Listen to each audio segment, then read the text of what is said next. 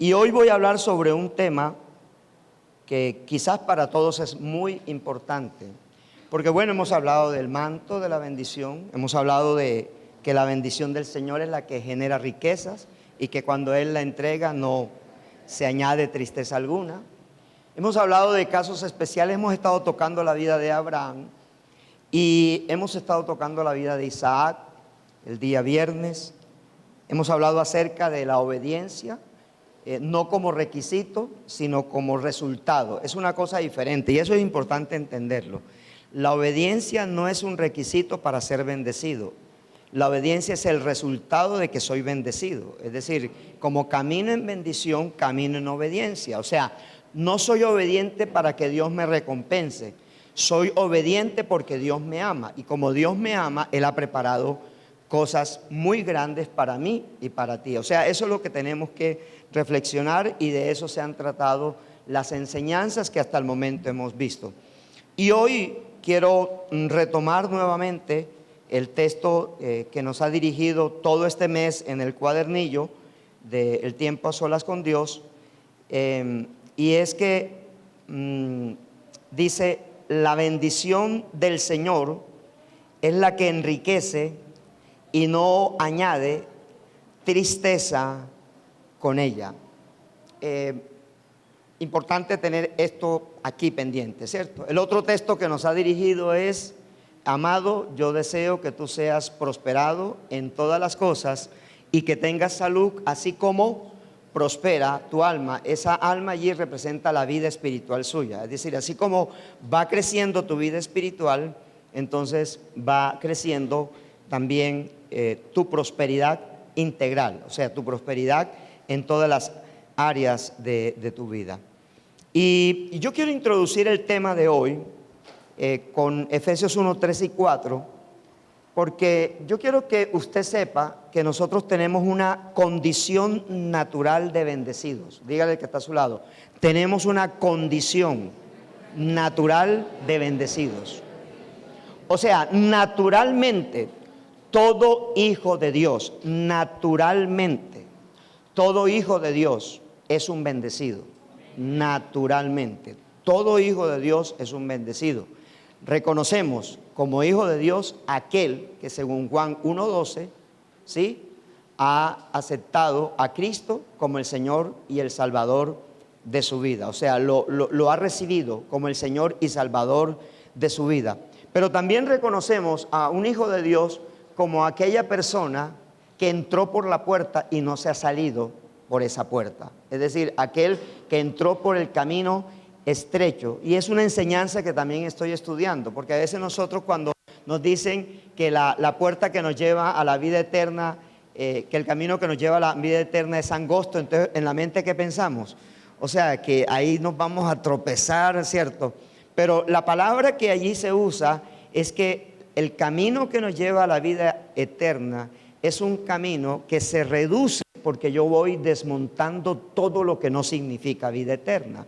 Es decir, todo lo que no me signifique la vida eterna, lo voy desmontando.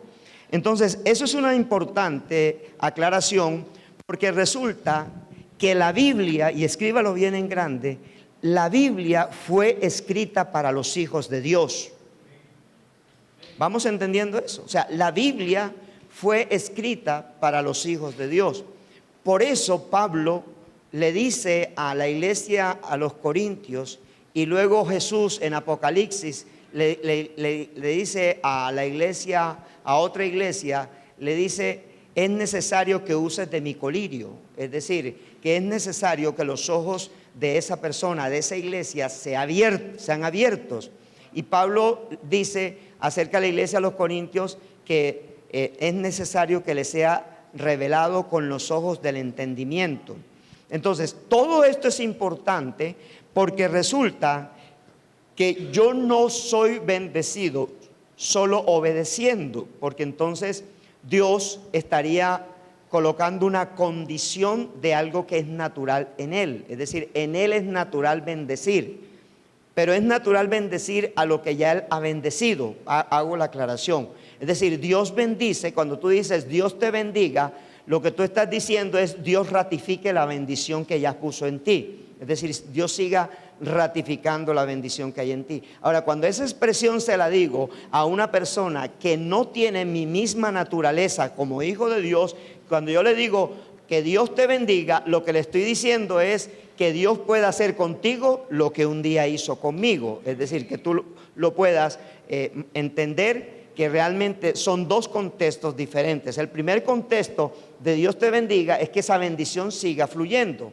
Es decir, que esa bendición no se detenga. Y en el segundo contexto es cuando hablamos con personas que son criaturas de Dios, pero no son esencialmente de la naturaleza de Cristo. O sea, no tienen la naturaleza de Cristo. Entonces, a esas personas cuando le decimos Dios te bendiga, lo que le estoy transmitiendo es que la bendición que yo poseo, también esa persona la pueda poseer, haciendo lo mismo que yo hice, recibiendo a Cristo en mi corazón y comenzando a caminar con Cristo. ¿Estamos bien allí?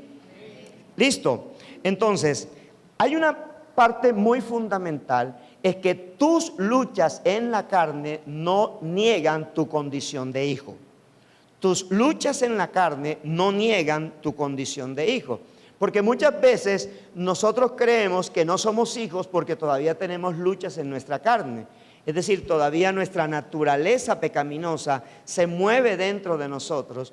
Y Pablo dijo que el que comenzó la buena obra la perfeccionará hasta el día de Cristo. ¿Qué quiere decir? Que esa naturaleza pecaminosa seguirá trabajando en nuestra carne hasta el último día que permanezcamos en esta tierra. ¿Sí? Esa naturaleza pecaminosa. Ahora, ¿cuál es el trabajo de Dios a través del Espíritu Santo? Contrarrestar la naturaleza pecaminosa con el fruto del Espíritu, es decir, con los 9 componentes del fruto del Espíritu. Pero la identidad de hijo, escúchame bien, la identidad de hijo no se pierde porque estás luchando en tu naturaleza carnal. ¿Estamos allí? No se pierde. Eso es santo. Tú has sido apartado por Dios, apartado por Dios. Para ser santo yo no tengo que hacer nada, Él es el que hace todo. Es decir, Él debe propiciar en mí la naturaleza de Cristo. Yo lo que tengo es que sujetarme a esa naturaleza de Cristo. En otras palabras, para que cuando mis hijos eran pequeños, ellos no me pedían consejo a mí, sino que simplemente ellos recibían mi consejo e iban y lo obedecían, porque tienen mi naturaleza. Iban tomados de la mano. Cuando los niños están pequeños, van tomados de la mano del padre o de la madre, y ellos van porque tienen una cobertura. Estoy hablando claro, hay una cobertura. Entonces, ¿por qué es importante entender esto que estamos tratando hoy? Porque cuando tú estás tomado de la mano de Jesús, que representa al Hijo, pero que también representa al Padre, Él dijo, porque separado de mí, nada podéis hacer. Pero Él dijo, si tú vives conmigo, es decir, si tú estás conmigo, todo lo que pidáis al Padre en mi nombre, Él os lo dará. Entonces, la clave es caminar con Jesús. La clave es estar unido a Jesús. El fruto de nuestra vida es directamente proporcional a cómo camino con Jesús. Ese es el fruto de nuestra vida. ¿Sí? Entonces, quiero que leamos los dos textos que significó la palabra profética de hoy, que es Efesios 1, del 3 al 4, porque es el texto que voy a trabajar en esta mañana. Dice la Escritura, alabado sea Dios, Padre de nuestro Señor Jesucristo, que nos bendijo con toda clase de bendiciones espirituales en los cielos, porque pertenecemos a Cristo. Repito esa parte. Que nos bendijo con toda clase de bendiciones. ¿Cuántas clases? Espirituales en los cielos, porque pertenecemos a Cristo. ¿De dónde parte la bendición?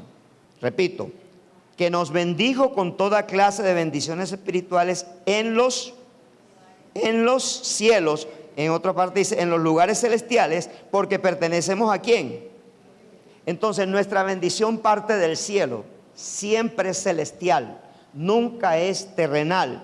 Dice, desde antes que formara el mundo nos escogió para que fuéramos suyos a través de Cristo, y resolvió hacernos santos y sin falta ante su presencia. Resolvió hacernos. Hay que saber diferenciar entre ser santo y ser santificado. Ser santo es la naturaleza que tenemos. O sea, yo soy un santo, San Marcos. Usted es un santo, no importa cómo se llame. Santa Pancracia, no sé. O sea, como usted se llame, usted es una santa. Usted es un santo. Victorino, San Victorino, no importa. Es decir, usted es un santo. Porque Dios en Cristo decidió hacernos santos. La santificación es el proceso progresivo en donde perfeccionamos la santidad que Dios nos dio. Es decir, en la medida que nosotros caminamos obedeciendo la palabra de Dios, viviendo la palabra de Dios, entonces esa palabra lo que hace es perfeccionar la santidad que ya tenemos. Me hago comprender. Yo lo voy a decir en un ejemplo de mi casa. Cuando estábamos intentando que Julieta caminara, entonces Julieta nos engañaba a todos, porque ella solamente se ponía de pie, pero ella no caminaba. Pero el día que nadie la estaba viendo, o el día que a ella le dio la gana, ella caminó y hizo una caminata larga y todos nos quedamos sorprendidos porque no se cayó, ¿cierto? Entonces, cada vez que nosotros intentábamos ayudar a Julieta para que ella caminara, Julieta no caminaba. Pero cuando Julieta identificó quién era ella y lo que ella podía hacer, ella caminó. Lo que te quiero decir es que cuando hablamos el tema de la bendición, yo tengo que identificar quién soy yo. O sea, ¿quién soy yo? Yo, Marcos Manrique. ¿Quién eres tú? Dile al que está a tu lado, yo sé quién soy yo. O sea, si tú sabes quién eres tú, esa es la esencia, esa es tu naturaleza. Por lo tanto, si yo sé que soy hijo de Dios, tarde o temprano voy a caminar como hijo de Dios. Tarde o temprano voy a caminar como hijo de Dios. Pueda que ahora peque, puede que ahora esté fallando, puede que ahora no tenga, digamos, una gran fortaleza, pero Él me escogió, es lo que quiero que partamos. Él me escogió. Y Él me escogió para dos cosas específicas, para bendecirme y para santificarme. Es decir, he sido escogido para ser un bendecido y he sido escogido para ser santificado en Cristo. En otras palabras, usted sabe que Cristo es el postrer Adán. ¿A quién bendijo Dios primero? En Génesis 1:28, Adán y a Eva, ¿cierto? Y dice, y los bendijo Dios y les dijo. Entonces, lo primero que hizo Dios con Adán y con Eva fue bendecirlos y luego le dio instrucciones. Estamos allí. Entonces, cuando nosotros llegamos a Cristo, Dios le dice de Jesús en Mateo capítulo 3, versículos 16 y 17, cuando Jesús sale de las aguas, Dios dice, este es mi Hijo amado en quien yo tengo complacencia. En otras palabras, este es mi bendecido. Adán era el bendecido de Dios. Como Adán falló, entonces Dios levanta, no es que lo trae, levanta, porque Cristo es antes que Adán. Cristo es antes que Adán, porque es eterno, ¿cierto? Entonces Dios levanta en el plano real, levanta a Cristo para que nosotros ahora miremos a Cristo y no tengamos que mirar la ley, porque ninguno de nosotros podemos cumplir la ley, ni Abraham más. Abraham no la pudo cumplir porque no la tuvo. Abraham no caminó en la ley, Abraham caminó en la gracia. Abraham caminó exactamente como nosotros, como usted y yo caminamos hoy en día. ¿Estamos aquí? ¿Estamos aquí? ¿Por qué es importante esto, pastor? Bien, esto es importante porque realmente nosotros hemos visto la bendición de Dios como una recompensa y no como un regalo.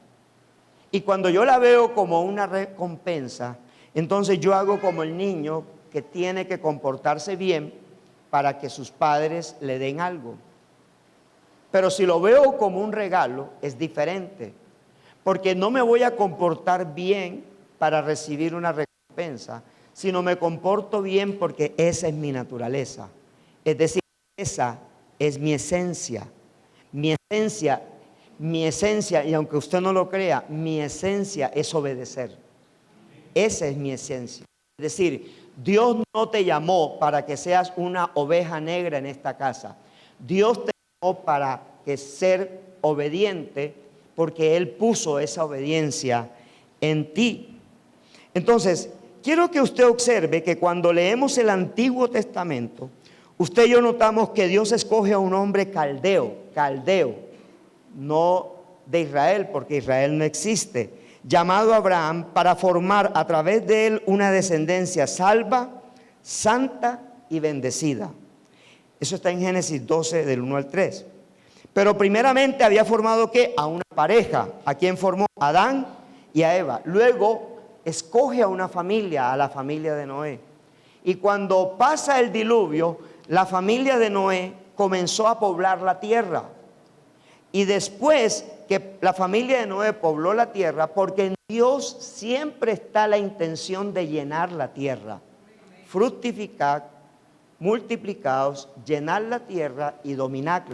Es decir, en Dios siempre está esa premisa. La premisa de la bendición de Dios es dar fruto, multiplicar el fruto, llenar la tierra con ese fruto y dominar lo que ese fruto nos da. No que el fruto nos domine a nosotros, porque es importante entenderlo. Porque muchos no tienen empresa, hay una empresa que los tiene a usted. Es decir, cuando tu tiempo lo domina lo que tú haces, lo que te domina es tu verdadero amo. Hola. O sea, lo que te domina es tu verdadero amo. Eso es lo que te domina. Si tú eres glotón, tu Dios se llama la comida. Si tú eres fumador, tu Dios se llama el cigarrillo. Si tú eres un trabajólico, tu Dios se llama el trabajo. Es decir, lo que te domina es tu Dios. Por eso Jesús habla de no tener dos señores. ¿Sí? Hay muchos que se desgastan ahora, cuando sus hijos están pequeños, trabajando mucho para darles un futuro a sus hijos. Habla alguien en carne propia. Cuando yo le formé un futuro a mis hijos, ya mis hijos no querían que yo fuera su papá. O sea, no me amaban como padre, porque los momentos más importantes de la vida de ellos yo me los perdí. ¿Estamos? Entonces, cuando tú te pierdes lo más importante de tus hijos, que es su niñez, tú has amasado una gran fortuna, pero has perdido la mejor fortuna, que es tu familia. Entonces, cuando tú trabajas en exceso de sol a sol, hay personas que se van a las 6 de la mañana y regresan a las 10 de la noche. ¿Cuándo ven a sus hijos? ¿Cuándo lo disfrutan? ¿Cuándo los acarician? ¿Cuándo los pueden bendecir? ¿Cuándo pueden jugar con ellos? Nunca. Porque cuando usted llega más que chupo de guardería, ¿cierto? Entonces ya no estamos hablando de una bendición. Todo lo que te aparte de Dios y de tu familia ya no es una bendición. Todo lo que te aparte de Dios y de tu familia ya no es una bendición, porque te está dominando eso. ¿Aló? Ahora, cuando observamos toda la Escritura, yo puedo encontrar que hay unas evidencias inconfundibles de aquellas personas que reconocemos que Dios ha puesto su manto de bendición sobre sus vidas.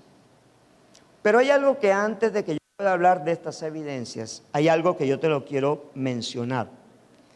Y es que la mundanalidad de la mente nos hace creer que Dios ha separado lo físico de lo inmaterial. Para mucha gente el dinero es material. ¿Y cómo considera el 99% de las personas el dinero? Sucio o malo, o que hace daño, ¿cierto? Tener bienes materiales como formar un patrimonio o disfrutar de un buen vehículo. Hay gente que le gusta que el vecino le deje el Renault 4, que la puerta está destartalada, y él dice que esa es una bendición del Señor, ¿cierto? O sea, si usted es de los que recicla lo que otros botan, rompa ese ciclo, ¿no? Y a veces nosotros no nos damos cuenta que realmente todo lo que Dios nos ha entregado es espiritual. Los 4 hijos, yo quise tener 2, pero Dios tenía en su plan 4.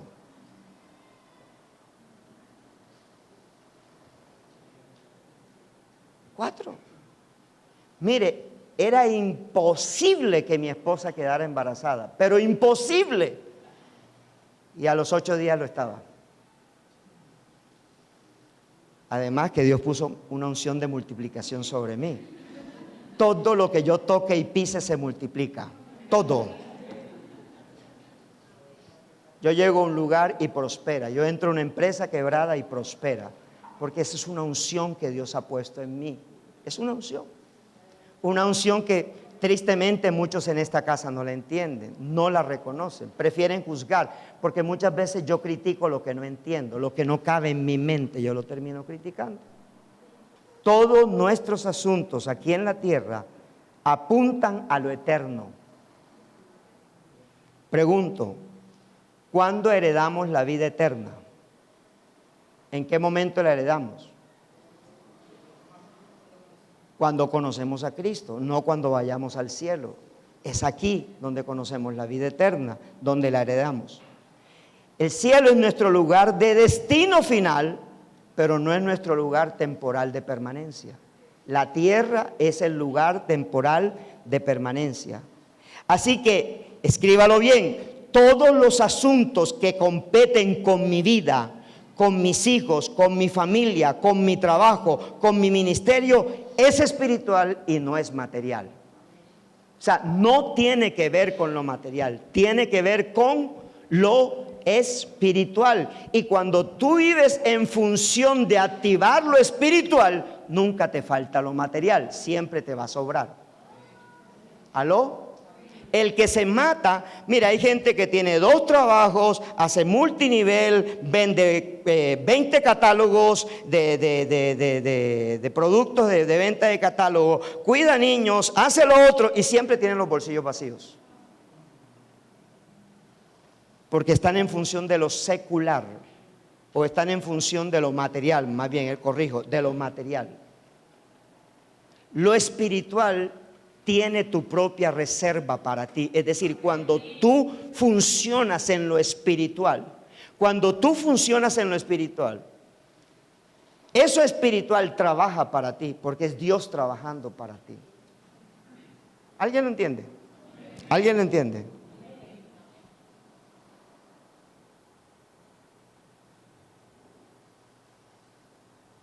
Cuando una persona entiende esto, puede montar el negocio que se le ocurra, así no lo conozca, pero no va a fracasar.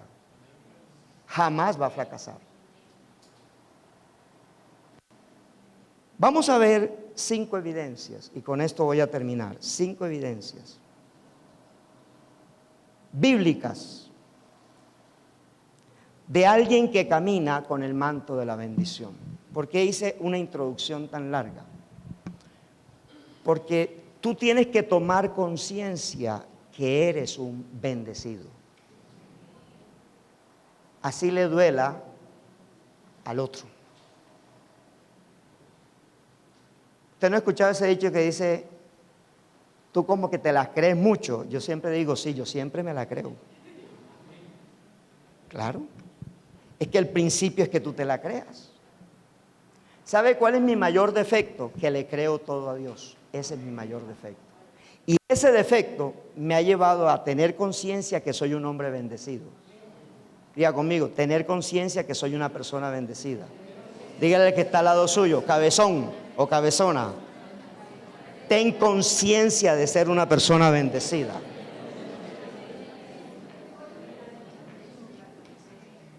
Tienes que tener conciencia de quién eres.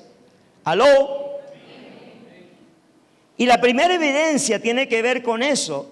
La primera evidencia dice tener total identidad de hijo. ¿Cuál es la primera evidencia? Tener total identidad de hijo. Porque si tú sabes quién eres, todo lo conquistas. Si tú sabes de quién eres hijo, entonces vas en el nombre del dueño del letrero, Dios. Segunda evidencia, Mateo 6:33. Mas buscad primeramente el reino de Dios y su justicia, y todas las demás cosas os serán añadidas. Lo segundo es que la segunda evidencia es que su vida está centrada en buscar y establecer el reino de Dios en todo lo que hace. Fuimos a una empresa hace poco, es una empresa de un ministro aquí en Medellín, esos paisas, repaisas, que se ve que nacieron católicos, pero el hombre se convierte al Señor, es empresario. Es un empresario muy grande en esta ciudad. Tiene una iglesia, fuimos a llevar unos libros que Andrés Dorronsoro nos dijo que lleváramos porque ellos predicaron en esa iglesia, en la iglesia que pastorea él. Y lo primero que mi esposa ve en esta iglesia, escúcheme bien, la visión, una empresa que debe tener en la entrada, visión y qué, y misión. Lo primero que mi esposa ve, visión. Nuestra visión es que todo el que entre aquí sin Cristo sale con Cristo, no tiene más visión. No tienen más visión. Todo el que entre aquí a trabajar con nosotros sin Cristo debe salir con Cristo. No hay más visión. Si él hubiese consultado a los expertos en visión, le dicen que eso no es visión. No crees una visión del mundo, crea la visión del reino. Quiero que lo entiendas, porque usted se ha devanado los sesos tratando de sacar su propia visión y su empresa no avanza. Póngale un propósito a su visión. La visión suya tiene que ser alcanzar al perdido, buscar y establecer el reino, porque algunos lo buscan pero no lo establecen. Hay gente que busca el reino por conveniencia, pero no para establecer el reino. El reino se busca para establecerlo en todo lo que haces. Si las personas que tú tocas no son afectadas por la vida espiritual tuya, no eres un buscador del reino ni eres un establecedor del reino. Si la gente que te rodea, la gente que trabaja contigo no se convierte, perdón, con todo el respeto te digo, no sabes buscar y establecer el reino. Porque el reino tiene que ser establecido en el lugar donde hay un rey. Por eso Jesús es el Rey de Reyes, nosotros somos reyes. Jesús es el Rey de Reyes. O sea, Jesús reina sobre nosotros. La gente dice, no, es que Jesús reina sobre todos los presidentes del mundo. Eso no dice la Biblia. Él dice que Él reina sobre todos los reyes. Y los reyes de la tierra somos su iglesia. Nosotros somos los reyes de la tierra. Todo lo que tú toques, todo decreto que tú hagas, toda palabra profética que tú sueltes, todo lo que tú pienses, todo lo que tú digas, se convierte en una realidad, sea para tu bien o sea para tu mal. ¿Estás entendiendo? Por eso es importante entender que la segunda evidencia es que yo soy un buscador de reino. La tercera evidencia de una persona que camina con el manto de la bendición está en Ageo capítulo 1. Y vamos a buscar Ageo. ¿Dónde estás que no te veo? Ya te encontré. Ageo capítulo 1. En Ageo capítulo 1, el problema del pueblo se llamaba prioridades. No existían prioridades. La gente con el dinero de Dios construyó sus propias casas lujosas. Y hay momentos que quiero que te lo diga, el dinero que tú ganas no te pertenece. El dinero que tú ganas le pertenece a tu padre. Y tú tienes que preguntarle a tu padre cómo se debe distribuir cada peso que entra a tu empresa, cada peso que entra a tu casa. Porque lo tercero se llama prioridades. La tercera evidencia de una persona que tiene el manto de bendición es que sus prioridades están identificadas y establecidas como valores innegociables. ¿Valores qué? Innegociables. Integridad es un valor innegociable. Verdad es un valor innegociable. Todo lo innegociable del reino establece reino. Todo lo innegociable del reino establece reino. Las prioridades son fundamentales. Poner tu casa en orden es fundamental. Poner tu vida en orden es fundamental. Poner tu economía en orden es fundamental. No puedes esperar prosperar con deudas, porque mientras no pagues deuda, el derecho legal de tu vida le pertenece a Satanás. Tú tienes que romper el derecho legal. legal, y el derecho legal se rompe cuando estableces prioridades. Solo estableciendo prioridades se rompe el derecho legal con las tinieblas, y aparece que el derecho legal lo tiene mi Dios. Mi Dios tiene el derecho legal sobre mi economía. Entonces, cuando aparece el derecho legal, tus deudas dejan de ser deudas para pasar a ser compromisos por cumplir, que es diferente. ¿Aló? Un cristiano no tiene que vivir endeudado. No tiene que vivir endeudado. Cada vez que me llaman a refinanciar la tarjeta de crédito, le digo: señorita, ¿cómo se le ocurre que yo voy a comprar de contado para luego refinanciar la tarjeta? Yo la uso cuando la necesito, pero no la uso para complementar mi presupuesto. Y me paro firme en la brecha, porque no quiero cambiar el derecho legal. Mi derecho legal le pertenece a Cristo.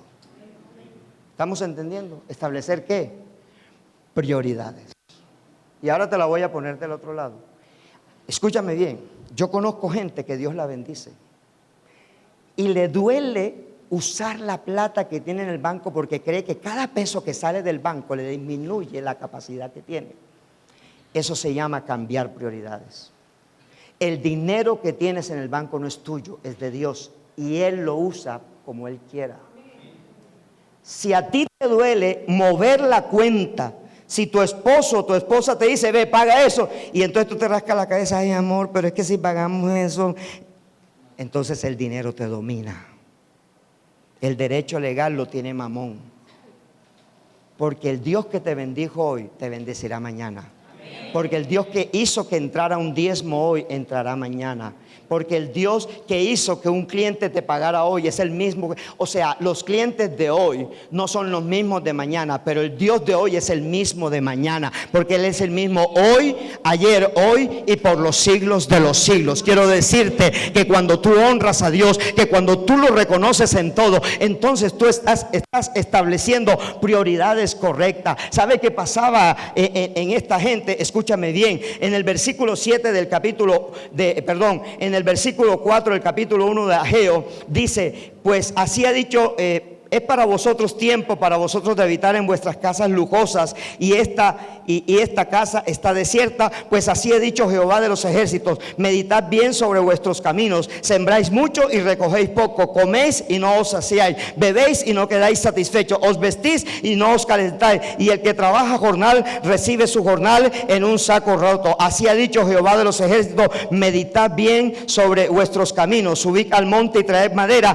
y reedificad la casa, y pondré en él mi voluntad y seré glorificado, ha dicho Jehová. Buscáis mucho y halláis poco, y encerráis en casa y yo lo disiparé en un soplo. ¿Por qué? Dice Jehová de los ejércitos: por cuanto mi casa está desierta y cada uno de vosotros corre a su propia casa. Por esto se detuvo los cielos sobre vosotros, y la lluvia, y la tierra detuvo sus frutos, y llamé la sequía sobre esta tierra y sobre los montes, sobre el trigo, sobre el vino, sobre el aceite, sobre todo lo que la tierra produce, sobre los hombres y sobre las bestias y sobre todo trabajo. Y oyó Zorobabel hijo de Salatiel y Josué hijo de Josadak sumo sacerdote y todo el resto del pueblo la voz de Jehová su Dios y las palabras del profeta Ageo, como le había enviado Jehová su Dios, y temió el pueblo delante de Jehová. Entonces Ageo, enviado de Jehová, habló por mandato de Jehová al pueblo diciendo: yo estoy con vosotros, vive Jehová. Y despertó Jehová el espíritu de Zorobabel hijo de Salatiel, gobernador de Judá, y el espíritu de Josué hijo de Josadak sumo sacerdote, y el espíritu de todo el resto del pueblo, y vinieron y trabajaron en la casa de Jehová de los ejércitos en el día 24 del mes sexto. Escúchame bien, es el mismo Dios. Es el mismo Dios. Tu vida estará más tranquila y segura cuando tu cuenta bancaria esté en cero, porque estás dependiendo de Dios. Estás dependiendo. Somos ricos por lo que Él tiene, no por lo que nosotros podamos tener. Prioridad. ¿Es tu dinero prioridad para Dios? ¿Es Dios tu prioridad? ¿Es tu hogar tu prioridad? ¿Es tu familia tu prioridad? Establecer prioridades. Número 4, conoce y vive los principios bíblicos de la prosperidad. Así que una persona que tiene el manto de la bendición Camina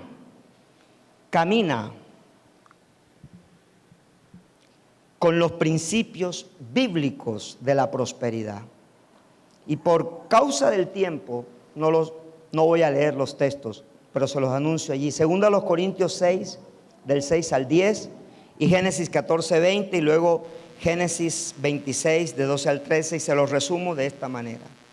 En segunda a los Corintios 6, el apóstol Pablo dice: cada uno dé como propuso en su corazón, no con tristeza ni por necesidad, porque Dios ama al dador alegre. Y esto se lo dejo aquí porque por allá en el mes de febrero o marzo lo voy a predicar sobre este tema. Y es, usted tiene que conocer los 4 principios bíblicos que sostienen la economía de una iglesia. Y cuando hablo de iglesia, hablo de usted. Diezmo, primicia, ofrenda y voto o pacto, como le quiera llamar. 4 principios. Si usted no crece en esos 4 principios, si usted no los conoce y no los aplica, usted estará haciendo lo mismo con el mismo resultado. Pero cuando usted los aplica, usted hará cosas extraordinarias. El diezmo te garantiza que haya una economía fluyente. La primicia te garantiza productividad. La ofrenda te garantiza riqueza. Y el voto te garantiza rompimientos de obstáculos. Cada vez que tú haces un pacto con Dios, Dios tiene que intervenir para que tú puedas pagar el pacto. Cada vez que tú entregas una ofrenda, estás generando riqueza a tu economía. Cada vez que tú entregas una primicia, estás diciéndole a Dios: creo que tú me puedes hacer productivo. Y cada vez que tú pagas un diezmo, dices: Señor, confío en ti, que tú proteges todo lo mío. Eso es lo que le estás diciendo. Principios bíblicos. Principios bíblicos que si no practicas, no puedes ver una economía diferente. Y por último, el temor de Dios. Te tiene que identificar el temor de Dios. ¿Y qué es el temor de Dios? Sencillamente, el temor de Dios. Y lo vamos a leer en el Salmo capítulo 1. Salmo capítulo 1 me llama poderosamente la atención y lo tomé como referente de cómo Dios genera prosperidad, cómo genera que ese manto se desate. Dice: bienaventurado el varón que no anduvo en consejos de malos, ni estuvo en camino de pecadores, ni en silla de escarnecedor se ha sentado, sino que en la ley de Jehová está su delicia, y en su ley medita de día y de noche. Hasta ahí está el temor de Dios. Pero ahora viene la promesa: será como árbol plantado junto a corrientes de agua, que da fruto en su tiempo y su hoja no cae, y todo lo que hace prosperará. Vaya conmigo al Salmo 112. Salmo 112. Y dice el Salmo 112: bienaventurado el hombre que teme a Jehová y en sus mandamientos se deleita en gran manera. Su descendencia será poderosa en la tierra. La generación de los rectos será bendita. Bienes y hay en su casa, y su justicia permanece para siempre. Resplandeció en las tinieblas luz a los rectos. Es clemente, misericordioso y justo. El hombre de bien tiene misericordia y presta. Gobierna sus asuntos con juicio, por lo cual no resbalará jamás. En memoria eterna será el justo. No tendrá temor de malas noticias. Su corazón está firme, confiado en Jehová. Asegurado está su corazón, no temerá hasta que vea a sus enemigos su deseo. Reparte, da a los pobres. Su justicia permanece para siempre. Su poder será exaltado en gloria. Lo verá el impío y se irritará. Crujirá los dientes y se consumirá. El deseo de los impíos perecerá. Iglesia, el temor de Dios es un manto de bendición. Camina en ese temor. Y para aquellos que están deseando adulterar o fornicar, les va mal en la economía. El adulterio rompe el ciclo de las bendiciones financieras. ¿Qué rompe el ciclo de las bendiciones financieras? El adulterio. Por eso una persona cuando adultera se demora en levantarse financieramente, aunque se arrepienta. Se demora.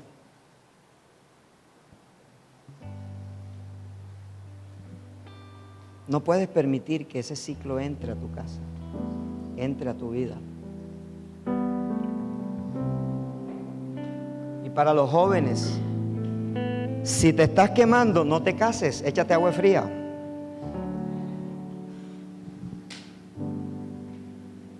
Cásate por convicción, no por necesidad. Cásate porque estás convencido. Muchos matrimonios cristianos fracasan porque se casaron para satisfacer un deseo del cuerpo y no porque tenían un propósito definido. Tienes que casarte por un propósito, no para solucionar un problema. Yo te puedo garantizar, para el que vive en santidad, que lo que Dios te puso allí como órgano reproductivo lo puede mantener dormidito hasta que aparezca la mujer de tus sueños, la mujer que Dios te dio, o para la mujer el hombre que Dios te dio. A veces seguimos la corriente de este mundo, en la economía. Nos sucede como aquel joven levita, ¿no?, que llegó a la casa de un israelita y el israelita dijo: uy, me llegó la bendición. Llegó el profeta a la casa y le daba de comer, le daba vestido, le daba dormida, le daba todo, pero lo tenía como un ídolo. Y Dios tuvo que matar a ese levita, porque Dios mata todo ídolo que interrumpe su propósito. Todo ídolo que interrumpe el propósito de Dios, Dios lo mata.